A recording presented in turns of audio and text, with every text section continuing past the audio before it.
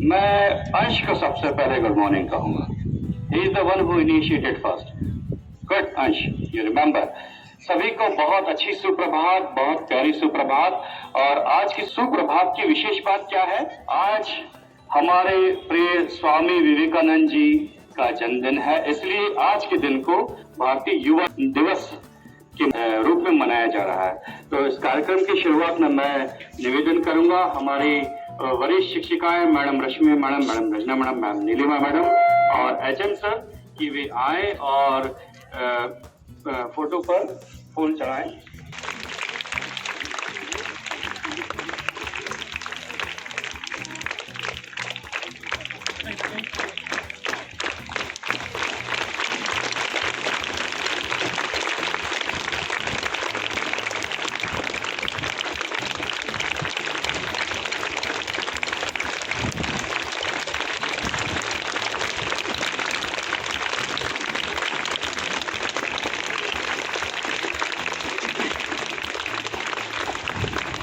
धन्यवाद HM sir, Shri Chandrashekhar Rathore sir, madam Rajna ma'am, Rashmi madam, Neelima ma'am.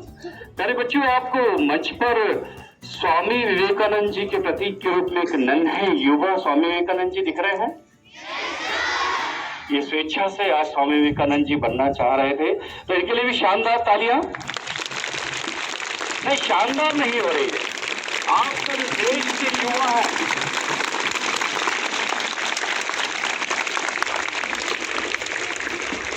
Swami Vivekananda ji का एक बहुत अच्छा विचार है, उठो उठो जागो और तब तक चलते रहो, बढ़ते रहो, चलते रहो जब तक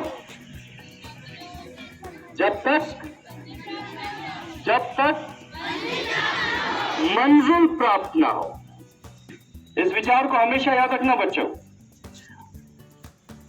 तब तक बढ़ते रहो, चलते रहो, तब जब तक मंजिल प्राप्त ना हो। तो कार्यक्रम की अगली कड़ी में मैं हमारे प्राथमिक विभाग के नन्हे बच्चे कुछ प्रस्तुति देना चाहते हैं, मैं उन्हें आमंत्रित करता हूं।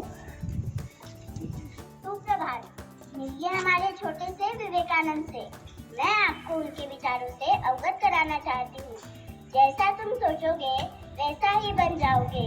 खुद को निर्बल मानोगे तो निर्बल, और सबल मानोगे तो सबल बन जाओगे। अच्छा होना और अच्छा करना ही धर्म है।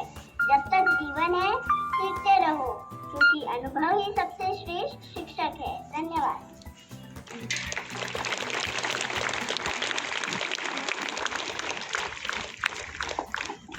उठो जागो और तब तक चलते रहो जब तक उसकी प्राप्ति ना हो।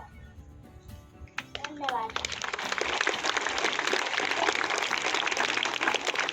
उठो जागो और तब तक चलते रहो जब तक लक्ष्य की प्राप्ति ना हो। तो इन्हीं विचारों को लेकर आप सभी के बीच आ रहे हैं हमारे एसएस सिंह सर।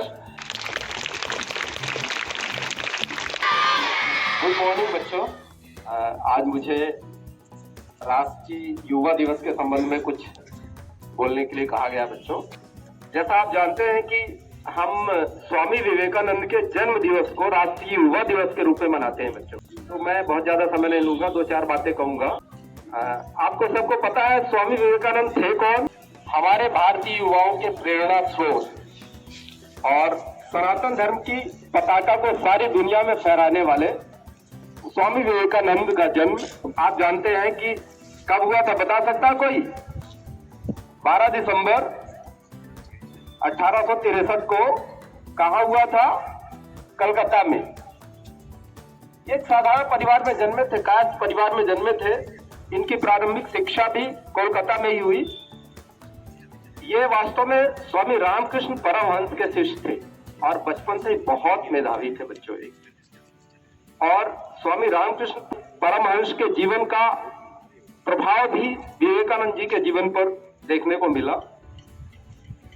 पर मुख्य वजह मैं आज जिसके लिए आया हूं कि आखिर इनके जन्म दिवस को राष्ट्रीय युवा दिवस के रूप में क्यों मनाया जाता है, उसकी पृष्ठभूमि पर थोड़ा जाते हैं। स्वामी विवेकानंद जी का उल्लेख हो और शिकागो में हुए धर्म सम्मेलन की बात ना हो, ऐसा कैसे हो सकता है बच्चों? 9/11, हमारी पीढ़ी 9/11 को उस रूप में जानती है, न्यूयॉर्क के वर्ल्ड ट्रेड सेंटर पर इसी दिन हमला हुआ था। लेकिन हम भारतीय 9/11 को इस रूप में जानते हैं कि 9/11 1893 को ही स्वामी विवेकानंद ने शिकागो की विश्व धर्म सम्मेलन में अपना उद्बोधन दिया था। वास्तव में ये वो मंच था जिसने भारतीय संस्कृति की पताका को सारी दुनिया में फहराया। उस धर्म सम्मेलन में भाग लेने के लिए स्वामी विवेकानंद वास्तव में 1.5 महीने पहले ही शिकागो पहुंच गए थे बच्चों। और अमेरिकियों ने स्वामी विवेकानंद का वही अपने पुराने चिर परिचित घृणा के अंदाज से स्वागत किया था, you black go back.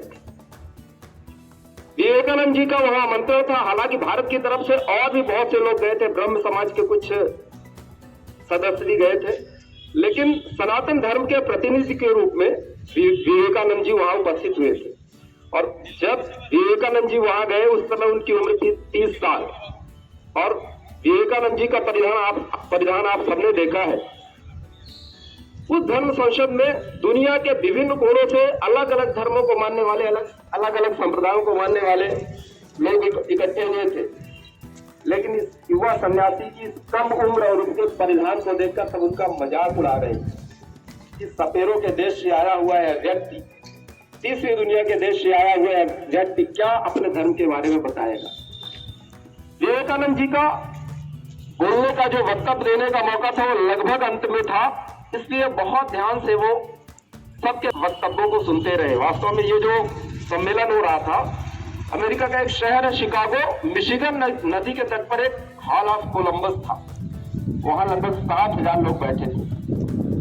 Vivekananda जी ने एक बात को ध्यान दिया कि सब तो यहाँ आए हैं अपने अपने धर्मों का प्रचार प्रसार करने के लिए, अपने धर्म की श्रेष्ठता सिद्ध करने के लिए, अपने धर्म की अच्छाइयों को बताने के लिए। लेकिन जब उन्होंने देखा तो पाया कि सब एक दूसरे को छोटा बताने में लगे हुए। सबका मूल उद्देश्य यही की था कि मेरा धर्म सबसे अच्छा, मेरा ईश्वर प्राप्ति का मार्ग सबसे अच्छा, हमारी नस्ल सबसे अच्छी। जब विवेकानंद जी को बुलाया गया मंच में उद्बोधन के लिए तो पहले तो कुछ नहीं बोले, चारों तरफ विहंगम दृष्टि से देखा। फिर उन्होंने 5 शब्द बोले। अब वो 5 शब्द, ये लगभग 129 साल पहले की घटना है, वो 5 शब्द आज भी विश्व बंधुत्व की पताका के रूप में सारी दुनिया में जाने जाते हैं। ये शब्द थे उनके उद्बोधन के शुरू के शब्द, sisters and brothers of America. उनके इस शब्दों के बाद करीब वो उस हॉल में, कोलंबस हॉल में बैठे हुए लगभग 60,000 लोगों ने 2 मिनट तक तालियां बजाकर उनका स्वागत किया। किस लिए? क्योंकि उनके मन में एक बात थी कि ये सुदूर देश से आया हुआ है 30 साल का युवा सन्यासी, जिससे ना हमारा जाति का संबंध, ना धर्म का संबंध, ना नस्ल का संबंध, ना रीति रिवाजों का संबंध, लेकिन हमें भाई और बहन कहकर संबोधित कर रहा है। उनके लिए नई बात थी, लेकिन हमारे लिए नई बात नहीं थी, क्योंकि हमने हमेशा से सारी दुनिया को अपना घर माना है। वसुधैव कुटुंबकम हमारी सनातन संस्कृति रही है, और इसी संस्कृति के मूल को लेकर तो विवेकानंद उस स्टेज पे गए थे। जैसा मैंने बताया कि जब विवेकानंद वहां पहुंचे थे और जिस तरह घृणा के अंदाज से उनका स्वागत हुआ था, वो स्टेज पर जाकर सब कुछ भूल गए। क्योंकि हम शिव के वंशज हैं, हम घृणा को पीना जानते हैं, हम जहर को पीना जानते हैं, जहर को उगलना नहीं जानते। फिर भी इतनी घृणा के बावजूद उन्होंने अमेरिकियों का स्वागत बहुत सौहार्दपूर्ण ढंग से किया और बहुत ग्रेटिट्यूड की भावना से उनका स्वागत किया।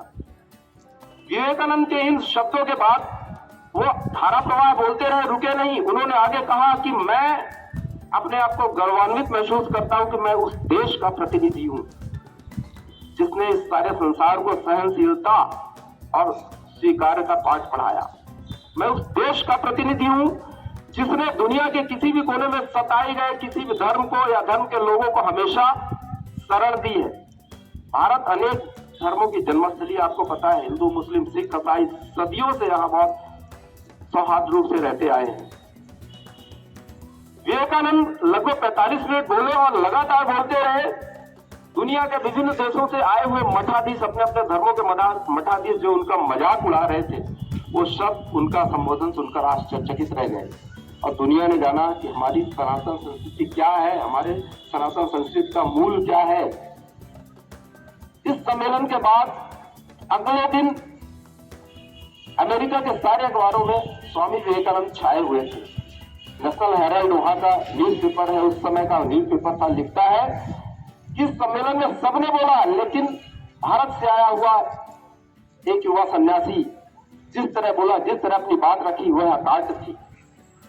वहां पर इस सम्मेलन में प्रोफेसर, अमेरिकी यूनिवर्सिटी के प्रोफेसर हेनरी बैठे हुए थे। उन्होंने अगले दिन अपने वक्तव्य में कहा कि अगर अमेरिका के सारे प्रोफेसर की मेधा को मिला दिया जाए तो भी विवेकानंद का सामना नहीं कर सकते।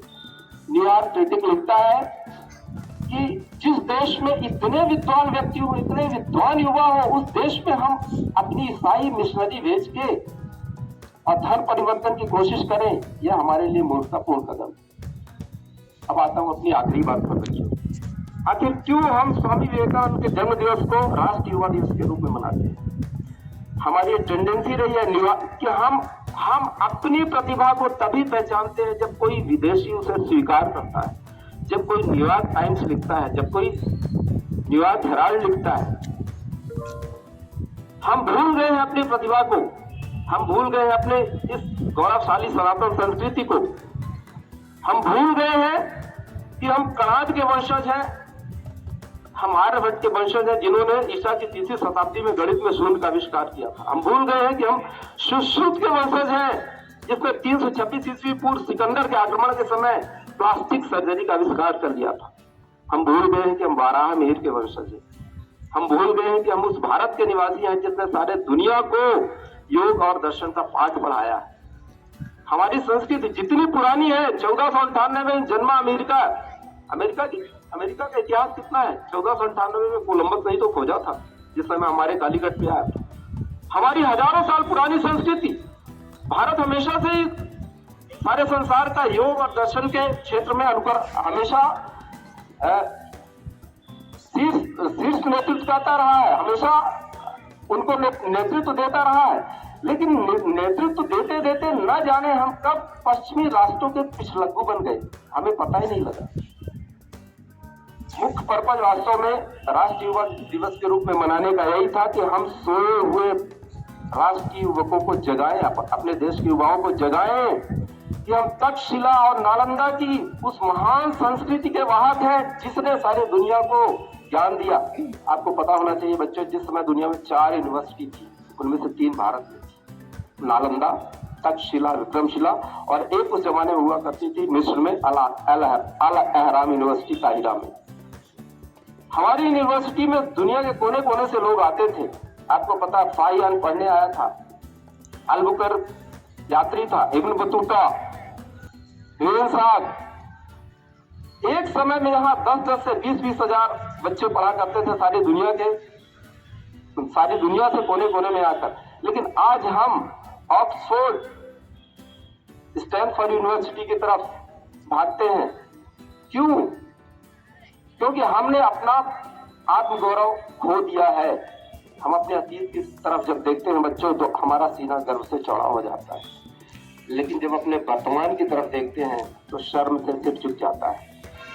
आजादी के 70 साल थी, हम एक विकासशील देश है। आपको पता है, प्रथम विश्व युद्ध में जर्मनी पूरी तरह बर्बाद हो गया था। पता है, जर्मनी का विभाजन हुआ था प्रथम विश्व युद्ध के पश्चात। द्वितीय विश्व युद्ध में जापान पूरी तरह बर्बाद हो गया था, उसके 2 शहरों में एटम बम गिराया गया था। इतनी बड़ी त्रासदी झेलने के बाद भी ये दोनों देश कहां से कहां पहुंच गए। आज वो विकसित देश है और हम हर तरह से परिपूर्ण, धन धान्य से परिपूर्ण है। हमारी जैविक विविधता इतनी शानदार है, जितने खाद्यान्न हमारे देश में उत्पन्न होते हैं दुनिया के किसी कोने में उत्पन्न नहीं होते। प्रकृति ने हमको इतनी नेमतों से नवाजा है। हमारे यहाँ इतनी विशालकाय नदियां हैं जिनमें साल भर जल भरा रहता है। अरब देश तरसते हैं कि काश भारत जैसी नदियां हमारे पास होती। ईश्वर ने हमें सब कुछ दिया, लेकिन फिर भी हम आज भी एक विकासशील देशों में अपनी बाट जोड़ रहे। उसकी वजह सिर्फ एक है कि हमारा युवा, जैसा दुनिया में कहा जाता है कि हमारा युवा बहुत प्रतिभाशाली है, लेकिन भारतीय युवाओं के बारे में एक बात जो कही जाती कि जिम्मेवार नहीं है, रिस्पॉन्सिबल नहीं है। उसकी मैं वजह भी बताता हूँ। ऐसा नहीं कि हमारे देश के युवाओं में प्रतिभा की कमी है, प्रतिभा की कमी नहीं है। अगर प्रतिभा की कमी होती तो दुनिया की बड़ी बड़ी फॉर्च्यून कंपनियों के सीईओ हमारे नहीं होते। चाहे आप सतना नाडेला की बात करो, चाहे इंदिरा नूई की बात करो, चाहे वो मिस्टर अग्रवाल जो सीईओ के ट्विटर के सीईओ थे उनकी बात करो, सुंदर पिचाई की बात करो, जितनी दुनिया की बड़ी बड़ी कंपनी थे उनके सीईओ हमारे भारतीय हैं। इसका मतलब हमारे अंदर प्रतिभा की कमी नहीं। कमी कहाँ है?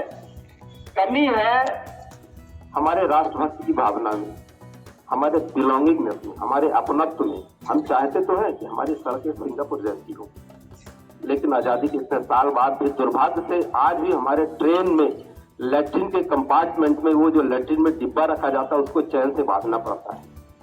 हम उम्मीद करते हैं कि हमारी ट्रेन संघाई जैसी हो, लेकिन अगर कोई अच्छी ट्रेन चलाई जाती है, आपने सुना होगा 3-4 साल पहले दिल्ली में एक ट्रेन चली थी, बहुत सारी सुविधाएं थी, 2 दिन के अंदर उससे लोगों ने हेडफोन निकाल लिए, बाथरूम में जाके मिरर खोल लिए, बल्ब निकाल लिए। सीधी सी बात है, कहने का तात्पर्य है कि हमें जागरूक होने की जरूरत है, हमें अपने खोए हुए गौरव को पहचानने की जरूरत है और भारत को फिर से योग, दर्शन, शिक्षा के क्षेत्र में सिरमौर बनाना है। इसी पर्पज से वास्तव में राष्ट्रीय युवा दिवस के रूप में स्वामी विवेकानंद के जन्म दिवस को मनाया जाता है। धन्यवाद बच्चों, थैंक यू। सभी को जगाने के लिए क्या आप सब जाग गए हैं? क्या आप सब जाग गए हैं? क्या शोर मचाना जागना होता है? क्या जोर से बोलना जागना होता है? अगर आप सबका ध्यान यहाँ है और मैं आप सब मुझे देख रहे हैं तो आप जाग रहे हैं, और अगर आप सब यहाँ मंच पर नहीं देख रहे हैं तो आप अभी सो रहे हैं। मंच पर स्वामी विवेकानंद जी के प्रतीक के रूप में कोई यहाँ पर बैठे हैं, क्या आप उनकी उम्र का अंदाजा लगा सकते हैं? अच्छा, मैं पूछता हूं, 6 साल हाथ उठाइए, कितने बच्चे एग्री करते हैं? 7 साल कितने बच्चे एग्री करते हैं? नहीं, बोलना नहीं है। कितने बच्चे एग्री करते हैं कि हमारे नन्हे स्वामी विवेकानंद जी की उम्र 7 साल है? हाथ उठाइए। कितने बच्चे सहमत हैं कि उनकी उम्र 8 साल है? अब देखते हैं आप कितना जागृत है। मैं रश्मि मैडम से पूछना चाहता हूं, मैडम 7 साल सही उत्तर है? 7 ईयर्स सही उत्तर है। आप सब जाग चुके हैं। शानदार ताली बजाइए खुद के लिए तालियां बजाइए।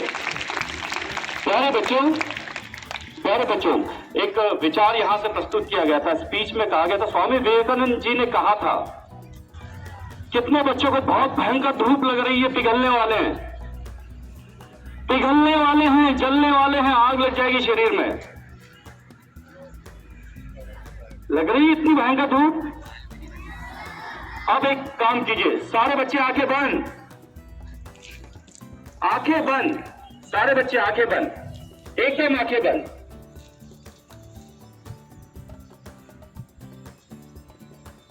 जितनी दूर की आवाज आप सुन सकते हैं उसे सुनिए, बोलना नहीं है, फिर मैं पूछूंगा।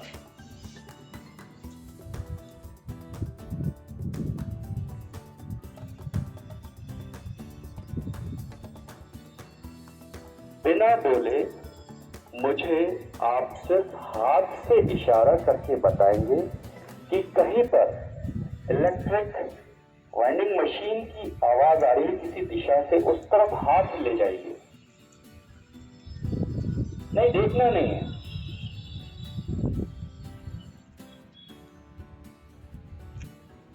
हाथ नीचे, फिर पूछूंगा मैं, एकदम शांत, दूर तक सुनो।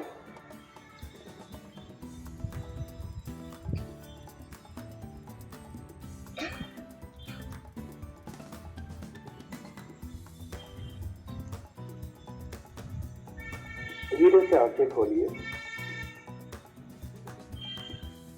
कितने बच्चों को प्यारा प्यारा ठंडा ठंडा महसूस हो रहा है? अभी थोड़ी ही देर पहले हम सबको गर्मी लग रही थी और अभी थोड़ी सी ही देर में कुछ मिनट हुए हैं, मिनट भी पूरा नहीं हुआ है और हमें ठंडा ठंडा महसूस हो रहा है। जो स्पीच में यहाँ से वक्तव्य में यहाँ से कहा गया था, हाथ नीचे, अब इधर देखिए प्यारे बच्चे, सारे इधर देखिए प्यारे बच्चे, जो आप महसूस करते हो, जो आपने अपने दिमाग से कह दिया है, स्वामी विवेकानंद जी इतने सालों पहले कहा था, जो आप खुद से कहोगे वो आप हो, जो आप खुद को महसूस करवाओगे वो आपको महसूस होगा, जो आप महसूस नहीं करवाओगे वो महसूस नहीं होगा। ये विचार जगाइए और अपने आप को अच्छा बनाइए, बहुत आगे ले जाइए, आप सबको बहुत आगे जाना है। मालूम नहीं सचमुच में आप में से कितने स्वयं से स्वामी विवेकानंद होंगे, आप में से कितने बहुत सारे प्रसिद्ध वैज्ञानिक होंगे, आप में से कितने ही पूरी दुनिया का संचालन करेंगे।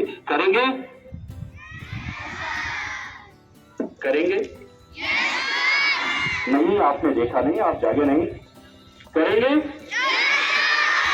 नहीं, मैंने मुंह से नहीं पूछा, आप समझे ही नहीं। कितने बच्चे करेंगे? किसका हाथ एकदम सीधा है? हाथ नीचे। आप सभी को बहुत बहुत आशीर्वाद। आज के युवा दिन का कुछ प्रतीक हमने सिद्ध कर दिया है एक साथ। कितने बच्चों को लगता है कि वो एक ही पल में खड़े हो पाएंगे? रुक जाइए, पहले सिर्फ हाथ उठाकर बताइए, एक ही पल में खड़े हो जाएंगे? लगता है? नहीं, अभी बोला नहीं, आप तो सो रहे हैं, आपको तो पता ही नहीं, आप समझे ही नहीं बातों को, आप पूरे बैठे भी नहीं है। अच्छा, इतने बच्चों को लगता है तो ठीक है, हम एक पल में खड़े नहीं होंगे, लेकिन बिना आवाज के जितने भी बच्चे खड़े हो जाएंगे वो जाग चुके हैं, बिना आवाज के।